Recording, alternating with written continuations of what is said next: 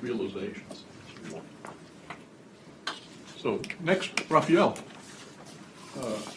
Will speak. Very good that you would come and give this talk. Thanks to the organizers for inviting me, and thanks for everyone for coming. Okay, so this is part 2 of our tutorial that Ankit started. And now we're just going to talk about algorithms. And some of you may be familiar with alternating minimization and other older techniques, but I want to talk about some new techniques, some new work that's fresh out of the oven, and this joint work with Peter, Cole, Ankit, Michael, and Avi. But I'll be very basic and hide lots of details as much as you allow me. So okay, so here we're going to see capacity and scaling problems. This is the outline of the talk, and then we're going to talk a little bit more about non-commutative optimization that Ankit started, but in a more general setting. We're going to give 2 algorithms: a first-order method and a second-order method. Then we'll talk a little bit more about moment polytopes and reinforce the open problems that Ankit talked about. Okay, so, oops, sorry, the slides are doing something funny. Okay, so from Ankit's talk, what is our setting? We have a group G acting linearly on a vector space V, right? And what Ankit showed us, he presented us to this problem, this capacity problem, which is an optimization over the orbit closure, right? Which can be like, it's just an infimum. It's a norm minimization problem, right? You want to find the minimum norm in the orbit closure. Okay, so now I'm going to give you the optimization problem that I'm going to be presented with. So if I'm given a vector in my vector space, I'm given a parameter epsilon, a precision parameter epsilon, and I'm given the promise that the capacity of V is bigger than 0. Okay? Then I want you to find a G such that the log of the norm of V, of G of V, of this new vector in the orbit, is very close to the minimum norm. Okay? That will be the first optimization problem that we're going to deal with. Okay, which is essentially finding like a vector of very small norm, close to minimum norm. And then, so. Is that like, I guess, another way to say you just want a multiplicative 1 plus minus epsilon approximation Yes. for the capacity?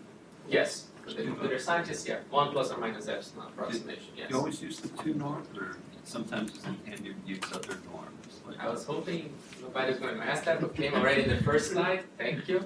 So, yes, norm, no, don't be sorry, this is the right question. So, norm will change.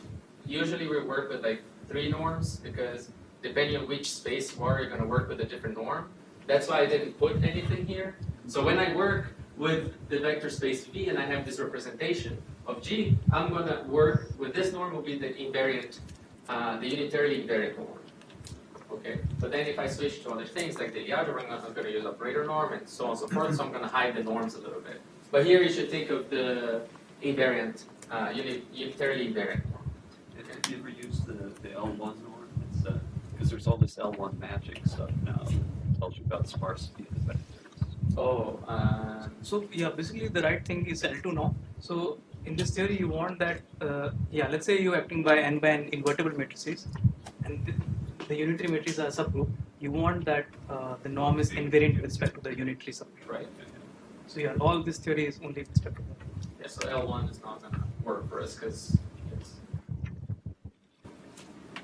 Okay, and Ankit presented to us last time the null-cone problem, right? So if I give a vector V in the vector space V, then is the capacity of V equal to 0, right? And we're going to see how we can use this norm minimization problem, even though there is this promise to solve the null-cone problem, right? Okay, so question 0 is, can we actually solve this minimization problem, right? How fast can we do it? And question 1, which epsilon should we choose to solve the null cone? Okay, so because there's going to be a promise that if use the norm minimization to attack the null cone problem. Okay, so and just to continue from Ankit's setting, right? We're talking about the norm minimization, but I'm only going to use like log of the norm now. Right, and why log of the norm? Well, because if the capacity is 0, this has a minimum, just like the Kempf-Ness theorem that Ankit showed, and if the capacity is 0, this log norm will go to infinity and you have no gradient 0, right? So that's why I'm using the log norm. So now, let's define this function f of v that goes from g to the positive reals, given by, f of v at the point g is the log of the norm of the vector g dot v, okay? But if we look at it this way, right, if we look at the inner product, so think of this right now as like the L2 norm, right? Like, we actually see that this can be a function from the space of positive definite matrices, right? Because this matrix will always be positive definite. Right? So if I look at it this way, right, this is a function from the positive definite space of positive definite matrices into the reals, right? And this space of positive definite matrices is a Riemannian manifold, and it has really nice geodesics. Okay, so if I want to travel in some direction, okay, the directions will be the directions will be given by Hermitian matrices, okay, and the direction goes I go from G to E type, and I travel through H, magnitude T, right? So I travel ETH times G, okay? And here I'm just moving along, like my point, from my point G to the ETHG, and then my norm will change appropriately, okay? And you see here also why I need unitarily invariant norm, because by the polar decomposition, right, like any multiplication here, like if I multiply by H, I can factor out into the positive definite part, and the rotation, right? So I want to get rid of the rotations. And these transformations here in the group G, right, they induce geodesics in the space of positive definite matrices, okay? And this is all we'll need about Riemannian manifold stuff, so we can forget about it and just focus on more simple stuff. But this is what's going on in the background. Yes? So it's log trace of that, right? Or... Sorry, yes, log of trace, yeah, but I just said the inner product of this. This is a vector, right? Oh, I see. So yeah, just the V is a vector, yeah. So here we're talking about n by n matrix, n by GLN, G is GLN. Yeah, you should think of G as GLN for now, for the whole talk. But usually it would be like a symmetric subgroup of GLN. So for those of you who know, for those of you who don't, just think of it as GLN. Can I go back to this question about norms? Because usually your vector space is matrices, right? Depends. Sometimes yes. This Sometimes is it depends. examples. Yeah, on a kid's examples, yes, my Right. space is matrix. Okay, and then you can have different norms which are unitary invariant. Or does it? I mean, a matrix is the one norm. The shut one norm is unitary invariant. So unitary invariant is terms of the group action. Yeah, not the set of the unitaries like of your unitaries. Okay. Yeah. So in all those things, Frobenius norm is the right one. I see. Yeah. Okay. Alright, and okay, so there's a fact that this function f of e, this log norm function, is geodesically convex, which from now on I'm just going to write g convex. Okay? So there's a fact, and now the question is, how well can you optimize over geodesically convex functions? Right? But before we start talking about optimization, I want to talk about a different problem that Ankit also talked about, right, which is a scaling problem, which has to do with the moment map. So we're going to see the moment map again. So You didn't say what is geodesic. Are you going to say what is I'm going to say what geodesic is later. Yeah. Okay.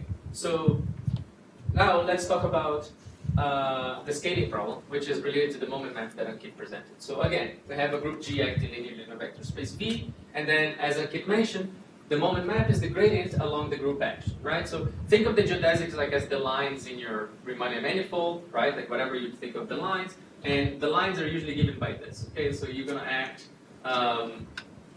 you choose a direction by choosing Hermitian matrix, and you travel along that through the exponential map. So the moment map is the gradient along the group action, and how do you see that? Well, in the calculus class, you take the gradient times the direction that you're going, right? The dot product of the gradient and the direction is equal to the derivative along that direction, right? So if I'm at point V, I'm walking in this direction H, right? Like if I take this derivative, this gives me exactly the inner product of the moment map, right? Yes? So just to be clear, the dot on the left side is like an inner product, and the dot on the right-hand side is a group action? Right, exactly. So yeah, if you...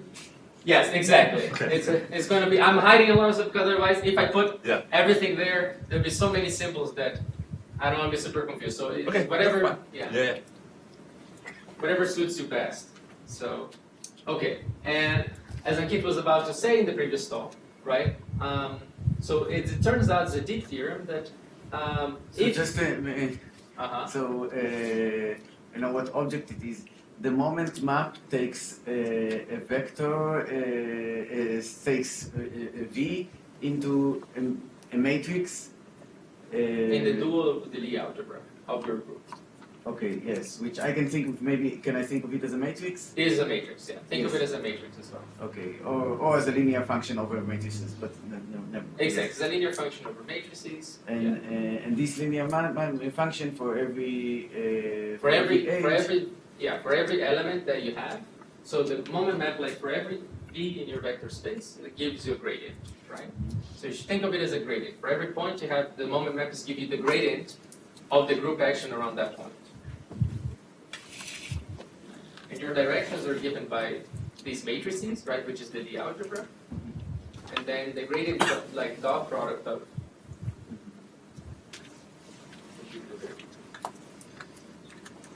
correct. So, okay, and it's a deep theorem that Ankit was going to get to in his talk, that if you look at all of the vectors, okay, if you look at all the vectors W in the orbit closure of V, and you take their moment map, okay, think of this as a matrix, and you take the spectrum of this matrix, okay, what you get is a polytope, okay, a convex polytope. Okay, we'll see some more examples about this later, but I just want to put this here. I'm going to talk about the moment polytope a bit later, so if you have questions, maybe there's going to be a couple more slides further on. Okay, we can discuss them later. I'm just going to put this question here because I'm going to present the next problem, which is the, yeah. So so you want to look at a set of eigenvectors. What if the eigenvalues are not distinct? Then you take all. Yeah, so that is set of eigenvalues. Right? Oh, sorry. Eigenvalues. Yes. Okay. So that Sorry, makes yes. more sense. Set of eigenvalues. Yes. So the set of eigenvalues, so sorted. So basically, you look at the Yes, at the sorted. end, like the n dimension vectors sorted, and this is convex. Is this convex? Is it polytope? I see. Is it obvious why it would be convex? No. Yeah. No, none of this is Neither obvious. convexity nor polytopes. Yeah, none of these are. I see. Maybe is it the case that say if two things are in the orbit, and I guess the thing that will give the eigenvalues, that is the convex combination, would be something along the path between them. No. Very little is easy to see about these polytopes. So, may I ask another question? So, this Yes. object depends on V, on the point, and also, so it depends on G, on the group, and does it depends also on the action, on the precise type of action? Yes. So I maybe back to Aaron and you. Like I think I'm just gonna hide like group, vector space, point, and I hear this is one particular moment polytope. This is the most refined version of the moment polytope because this is the moment polytope of the representation phi, and then pi already include G and V and everything. So think of pi as my representation. So each representation, then I have like the delta is the moment polytope of pi of the point V. But you can also have the full moment polytope, which is the moment polytope where you take the spectrum for all points of your space V, right? So that's also another polytope, right? Which contains all of these smaller ones. But thanks. Yeah, I'm hiding a lot of stuff, so if you guys ask, it's good because then I reveal it and then everyone can catch up. So just to make sure that I understand the settings. So the moment map lands you in the dual of the Lie algebra, Yeah. and then there is a representation of the original Lie group. So there is, I guess, the representation of the Lie algebra and therefore of the dual. And when you write spectrum, you take the elements of the dual of the Lie algebra, and you take the image under that representation. Yes, and So I it's identify that as a matrix. as a and I think that- GL on the vector space, little GL on the vector space that you are acting on. No. I'm thinking on the dual, the Lie algebra of G. So think of GLN acting on a bigger space GLV.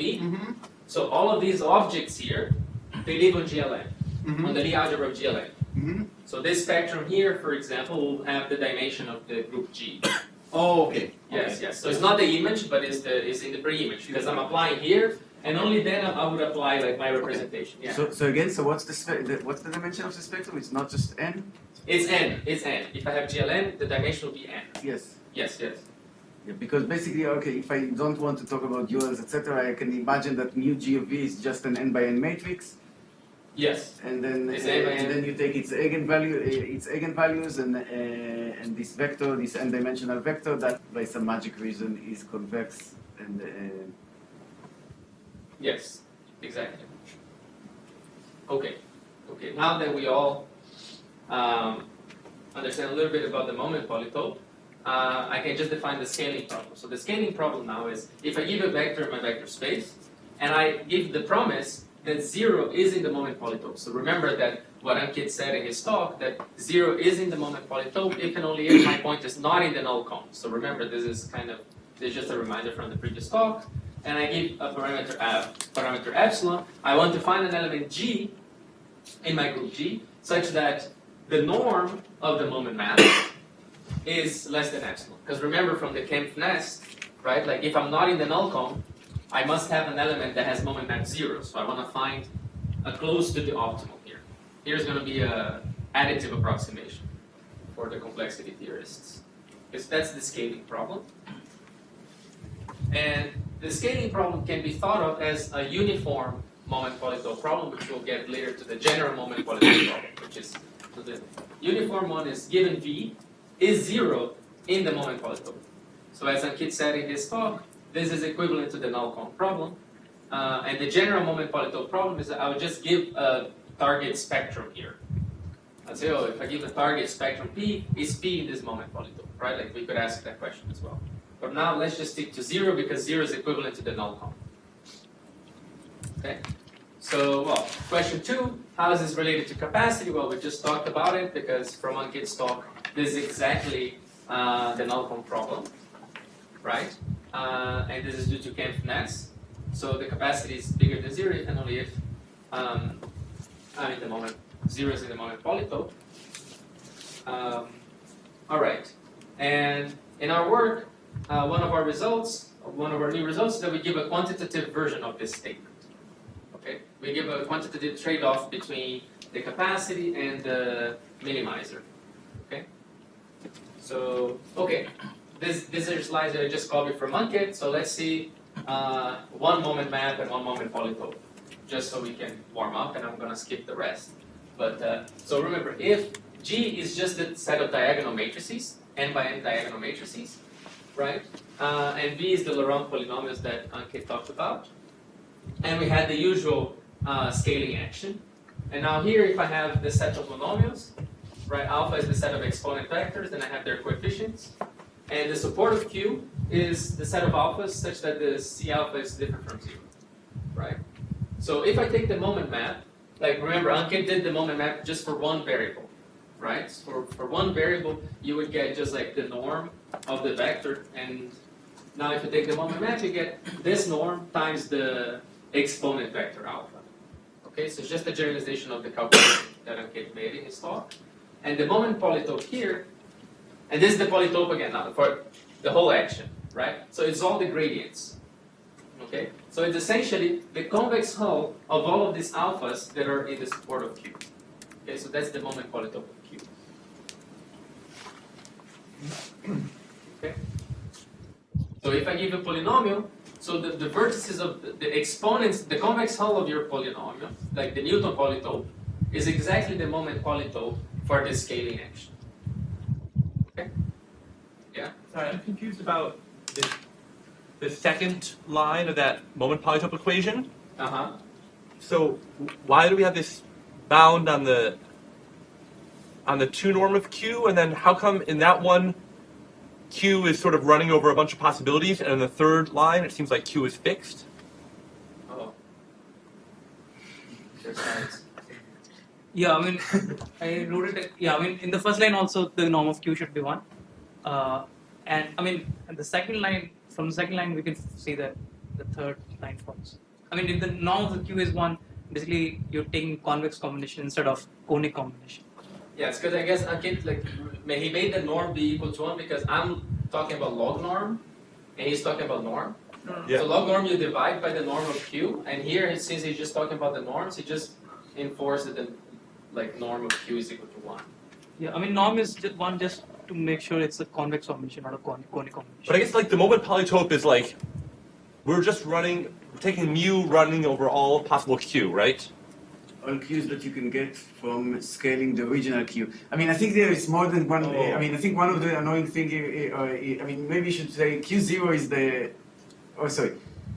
Moment polytope. Yeah, this would be like you're saying like P of Q here. So if, Yeah, if I had a P of Q here, it would be of all the scalings of Q0. Yes. Yes, If I all had the scaling of It Q0. would be all the scalings of Q0. Right, and Then what's the second line happening? What's the second line doing? Yeah. So but this could also be just the moment polytope of the whole space.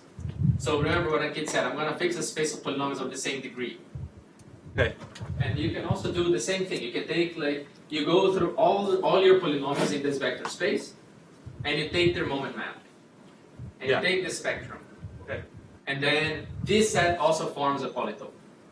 That's fine. So there are two different Both of them are- moment polytopes that arise. One is you can vary over all the vectors in the vector space. I get it. Okay, that makes sense. Thanks. Yeah, this okay, polytope on the eigenvalue problem, and also matroid intersection polytopes. They're all moment polytopes. But anyways, just to show that this is they appear everywhere. Now, how do they relate so far? We have these two problems. We have the norm minimization problem, which is the capacity, and we have the moment map, which is the gradient problem. How do they relate so far? What do we know about them? Well, we know that geodesic convexity, right, tells us that by Kempf nets that I can reach capacity, like minimum capacity, if and only if I have the gradient being equal to 0, right? That's what Ankit showed. And then, what is the other direction? Can actually capacity help us in solving the scaling problem, which is the general moment map problem, right? The general moment polytope problem. And this we'll see later how the capacity can actually help also solve this moment map problem. Okay. So, okay, let me skip through this example because it's not going to add much, which is the example that Ankit talked about for the non-commutative action. Okay, so let's talk a little bit about geodesic convexity. What is geodesic convexity, and how can we look, given a group and a vector space and all this representation, how we can extract information about the smoothness of this norm function, which allow us to do first-order methods and second-order methods. So we know that a function from the reals over the reals is convex if my second-order derivative is greater or equal to 0 for all my points, right? And we know also that in high dimensions, f is convex if it's convex along each line. So we're going to use the second definition, and we're going to define what geodesically convex is, right? So if I have a function, again, let's just work over the positive definite space of positive definite matrices. So this function from P to R is geodesically convex if it is convex along each geodesic. Okay, and again, the geodesic from one point to the other, let's say the geodesic from G in direction H is this curve, like gamma T, which goes from ETH to G. Okay, these are going to be our geodesics, and we say that our function is geodesically convex if the second order derivative of this univariate function now is convex. Right, so this is a function from the reals to the reals. Right, I just want this function. Okay? This is the first definition of geodesic convexity. And, well, what is the definition of smoothness in the commutative setting? In the commutative setting, we have a function is L smooth if my Hessian is positive semi-definite, and it's also bounded by L times identity. Right, we say the function is L smooth in this case. Now, what is geodesically smooth? We're going to say that a function is geodesically L smooth if it is smooth along each geodesic. right? Because here, if I go along each line, I'm bounded by 0 and L, right? And here is the same. So if I take a geodesic in direction h from any point, right? My second order derivative is less than or equal to L times, whatever my magnitude of my change is, right? So if you think of h as having like Frobenius norm 1, this is exactly the same as this smooth definition, right? In whatever direction I move, right? If I move unit speed, I cannot move more than L.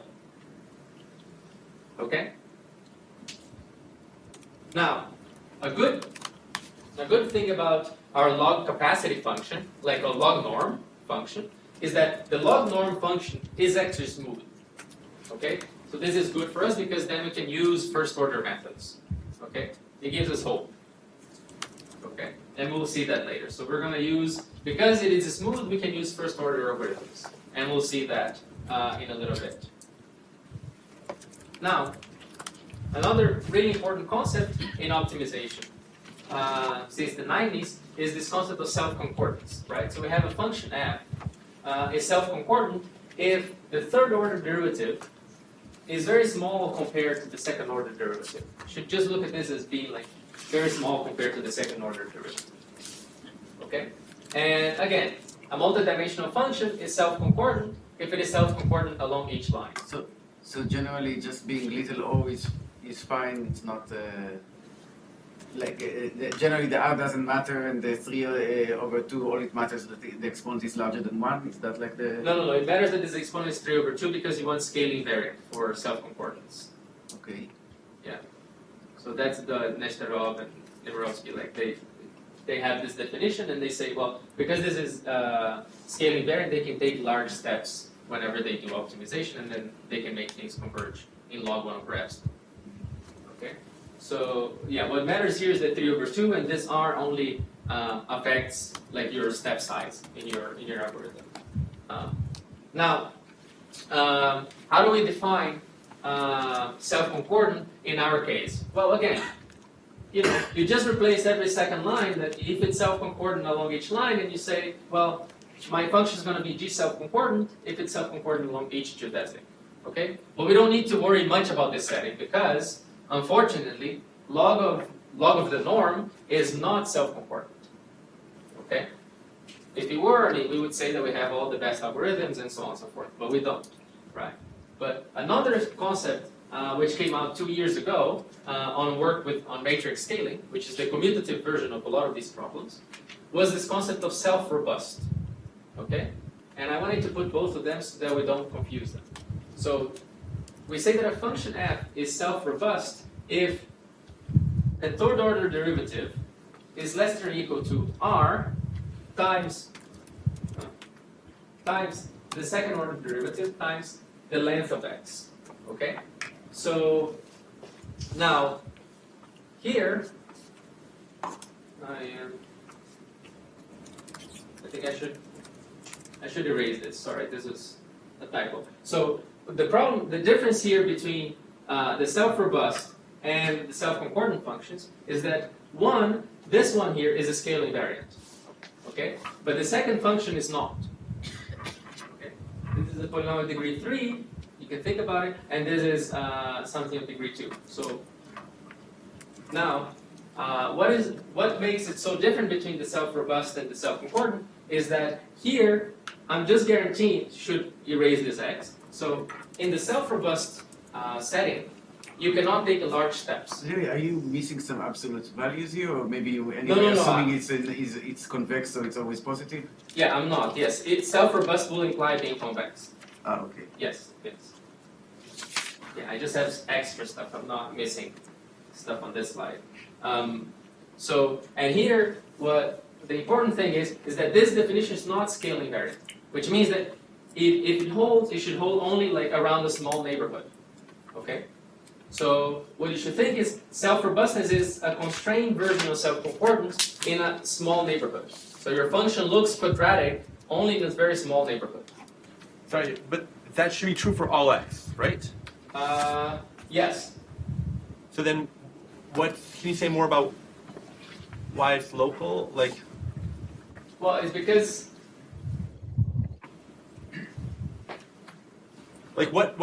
what becomes not true outside of the neighborhood? huh? Like that inequality, once you fixed it, is true for all x. So what is the thing that becomes not true outside of the small neighborhood? Okay, You may so need to change R. You what? You may need to change R. Right, when Okay. you translate the function. no, but I need the R. The R will be constant everywhere, right? Because I need to always use this R. Anything that, like for self-concordant, if I define g of x to be f of x over 2, then the self-concordance doesn't change, but the robustness would change? Is that what you mean by? Yes, yes. Yes. Okay. Yes. Okay. So So for that, the third line, sorry, do you want that ddt cubed on both sides? There should be ddt squared. oh no, sorry. Yeah, this is okay. There are more changes. Okay. Yeah, there's more change. Sorry, there's a bunch of typos here. So essentially, think of self-robustness as essentially if you had like it's a kind of self is the function only looks locally quadratic. If you go a little bit further, like the third order derivative can take over the second order derivative. Okay, that's the intuition of the slide. Sorry, there's a lot of typos here. My bad. This is done late at night. So the typos help us actually learn it better because we have to try to figure out what is the truth there. Yes. So here Sorry. we're assuming that the minimum is at 0 somehow in the self-robustness. Sorry. And are we assuming that the minimum actually happens at 0? That's not invariant in the translation, right? That the minimum of what? The of f? Of the function, yeah.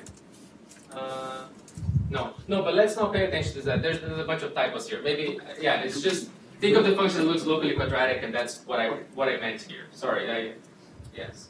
You could Yes, write the there official you go. version on the board if you wish. Huh? You could write the official version on the No, board. I'm running out of time. There's a lot more stuff that I There's want. lots of time. Yeah. So okay. So the point is that the log capacity is self-robust. Okay, whatever the definition is, it looks locally quadratic, and this allows us to use second-order methods. Okay. Sorry, I apologize for this huge amount of typos here. So that's just the moral point is that somehow without any kind, if you only have smoothness, you can only use first order methods, and to use second order methods, you need to use something that's like self-concordant, but you have a poor man's self-concordant, which is this self-robust. Yeah, exactly. So the punchline is if you have smoothness, you can use first-order methods. Yes. Right? But we have smoothness, great, but first order methods don't give you log 1 over epsilon algorithms, and we want log 1 over epsilon algorithms. Then what do? Well, we try to check, right? We're just trying to go to the convex geometry and see, okay, what have these guys done? There, if you have self-concordance, you can also optimize in log 1 over epsilon polynomial of time. But we don't have that. So I have to go to a definition that's slightly worse than self-concordance that our functions still satisfy. Right, which is the self-robustness, that it looks locally quadratic. Okay? So now, let's see how we can use the smoothness to give the first order algorithm. And this is going to be essentially the gradient descent, right? So I started, if I pick my initial point v, my initial vector v, okay? And my function now is, given a vector v, I just apply, so my function here, maybe let me spell out my function. So my function f there has point b and is essentially the log of the norm of g applied to b. Okay. So if I have a function that's L smooth, I have access to the gradient, and the gradient here you should think of the moment map for this function, right? Because the moment map is the gradient of this function, right? That's why here I'm just saying that this is a more general method. If you have any L smooth geodesically convex function, and you have access to its gradient along the group action, find this approximate minimizer to the scaling problem. Right? So the algorithm is the gradient descent. What is the step size that I pick? I pick 1 over my smoothness and the amount of time given by the usual distance to the minimizer that you see in the convex optimization. And then for t steps, all you do is you do the gradient descent. Okay? And in the end, you return whichever group element that minimizes your gradient. Okay, so this is just the gradient descent, and we're just doing this in the geodesic setting, right? Because I'm just taking geodesics every time. Okay?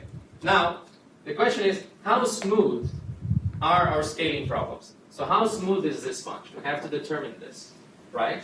And what is the bound, for example, in the left-right action, which is the action that Ankit talked about, for the word problem in this Q field, well, what is the bounding L for the left-right action? So it turns out that we computed this bound was 2. Okay, it's less than or equal to 2 for the left-right action, so that's pretty good.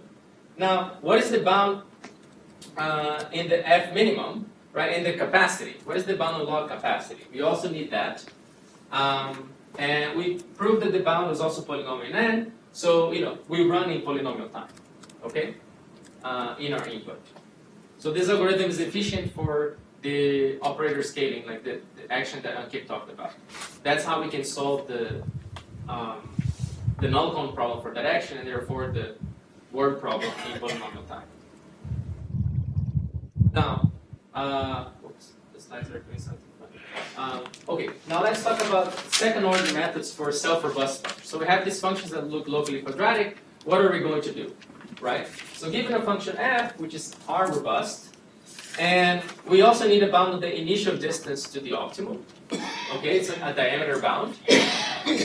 We're going to find g such that now I'm going to do the norm minimizer problem. Remember that for first-order methods, I use the gradient. Right? I found an approximation to the gradient, and now I'm finding an approximation to the log norm. So I'm solving the first problem. So how do we do this?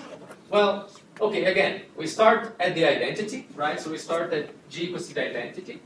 And now, well, we have a big diameter that we know our solution lies there. And then now, at every step, okay, we think of our function f as being the function of where I am right now, right? My current g.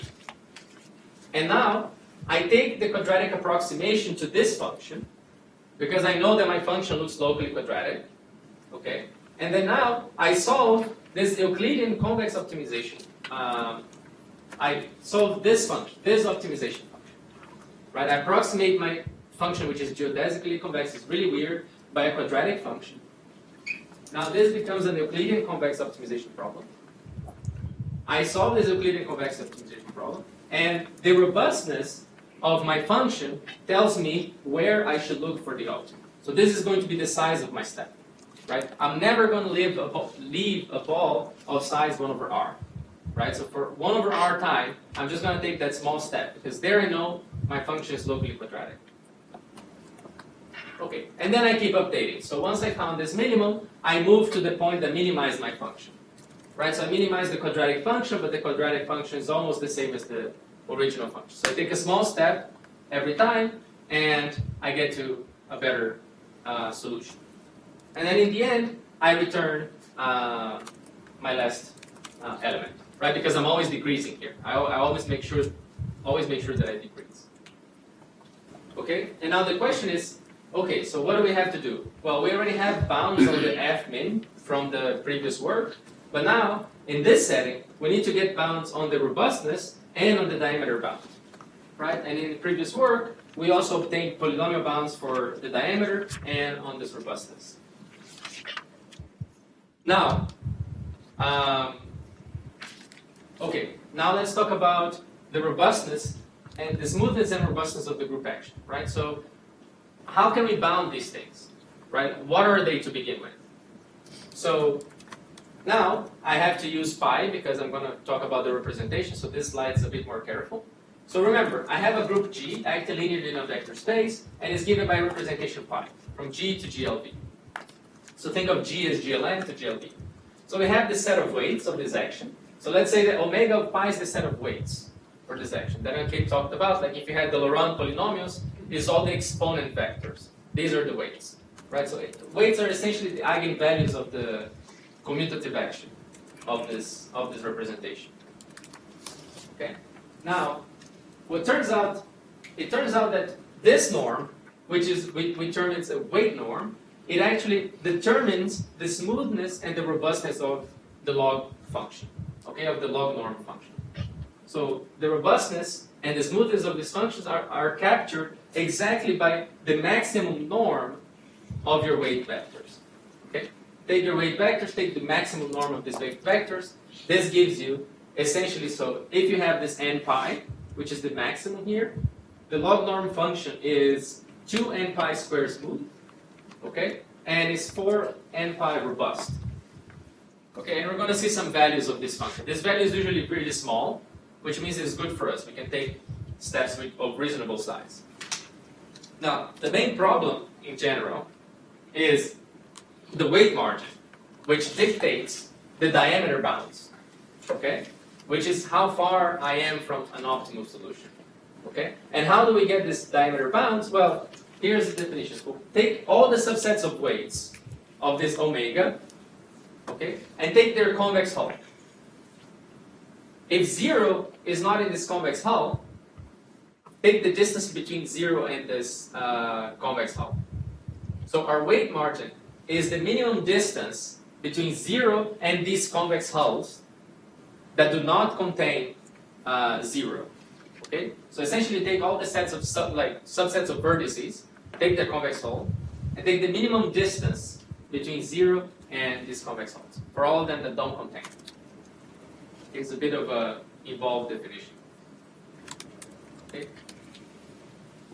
But it turns out that this is the right definition, because if you look at a moment polytope that only has these weights S, right, that tells you kind of what is the worst case of your problem, right? Like where 0 is like very close to the polytope but not in the polytope.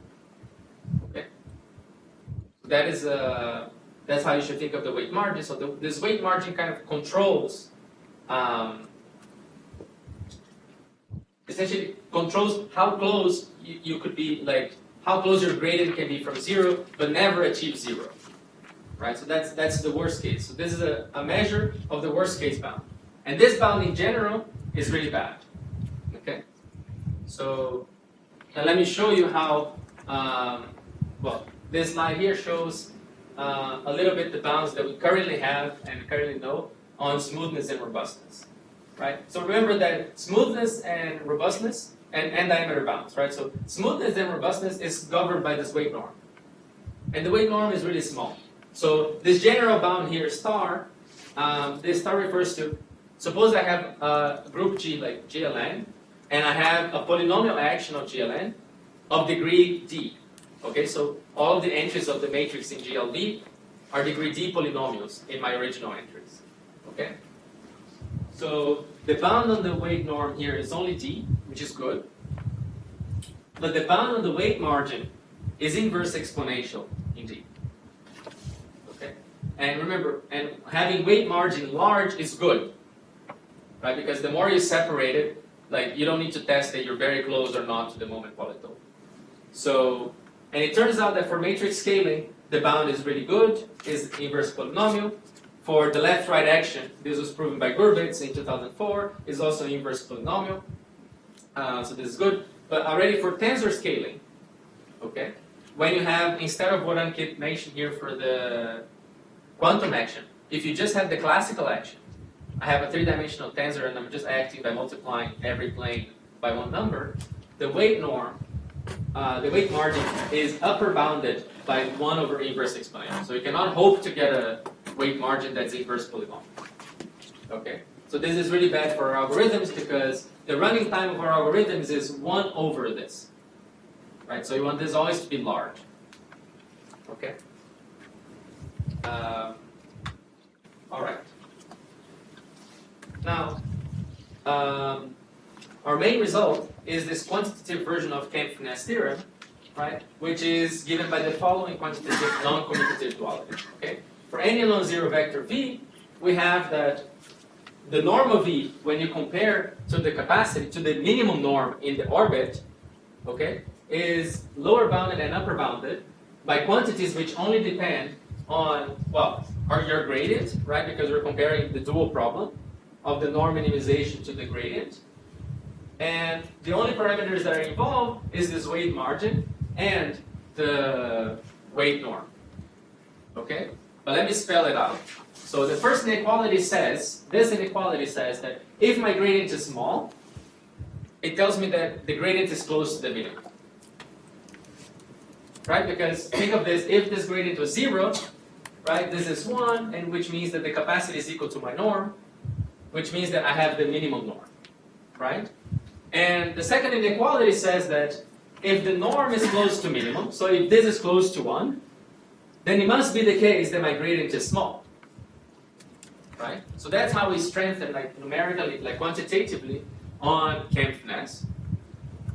And as a corollary, we relate the scaling problem, which is minimizing the gradient, to the norm minimization problem, which is the norm minimization, the capacity problem, right? So essentially, like a solution to the norm minimization problem yields a solution to a slightly worse scaling problem, and a solution to the scaling problem yields a solution to a potentially much worse norm minimization problem, right? So this is one of the gaps that we have.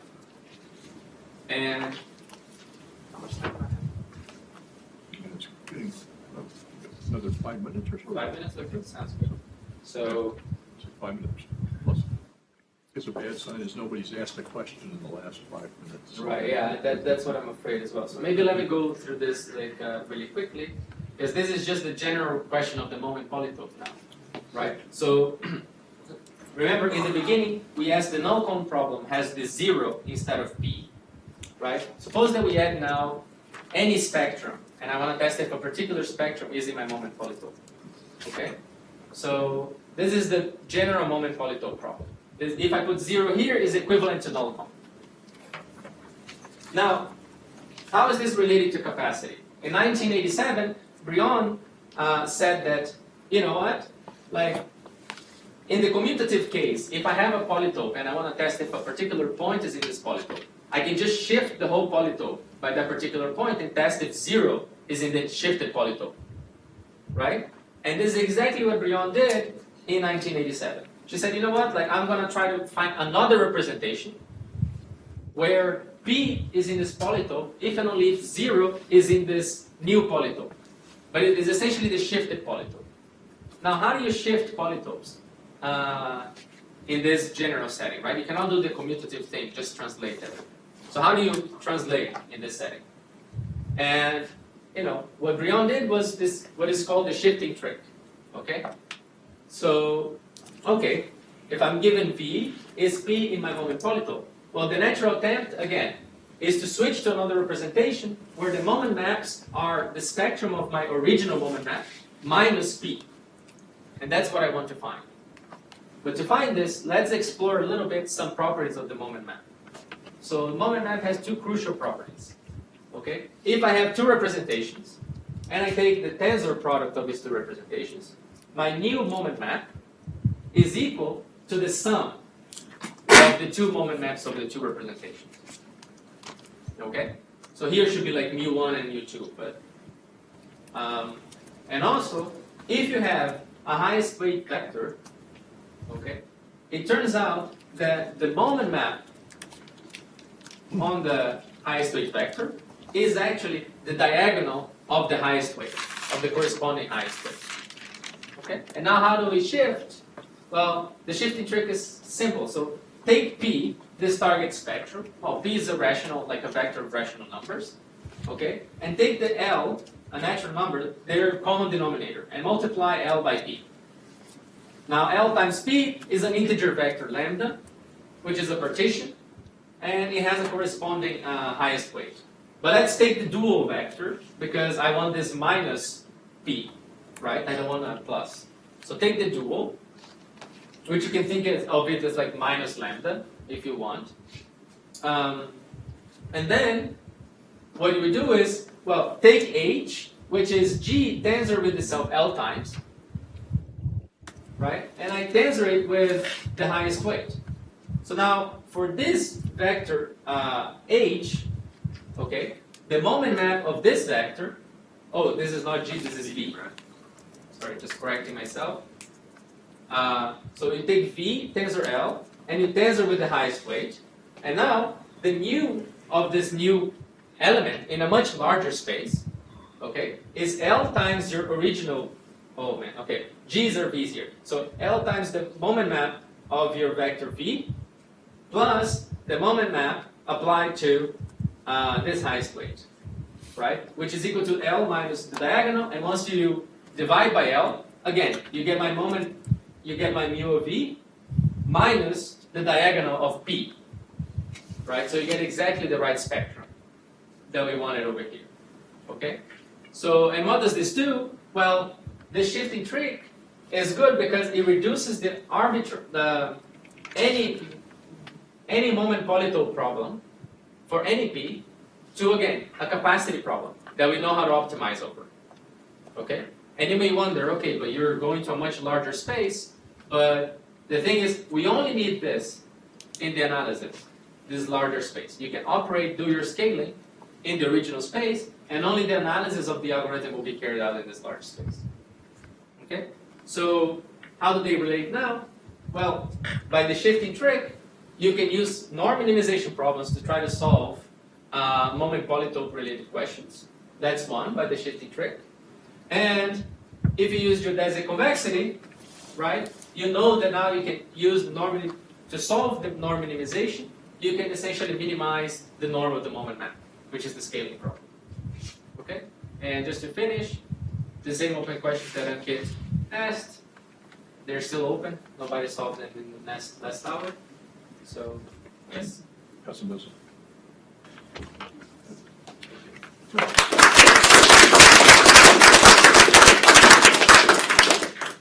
Questions? People seeking public.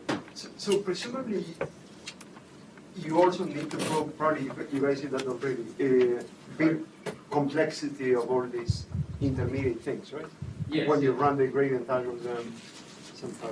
Yeah. We prove all of these big complexity things, which is hard but Yeah. provable. Yeah.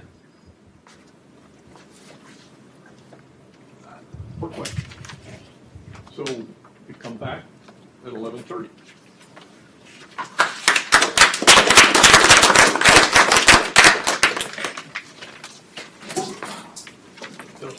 Yes, you're going to do tutorial now, right? Yes. So here's what I've written for my tutorial. Okay. But I was, I guess some of the things, I might build on some things you talk about. Okay, I'm going to email you my slides. Oh, you do no slides, I'll do Blackboard. Okay, I just.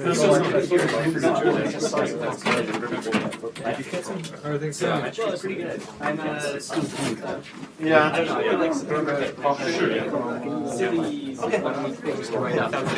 We'll do a finish one and then non-commutative SOS. Sure. Yes. Okay.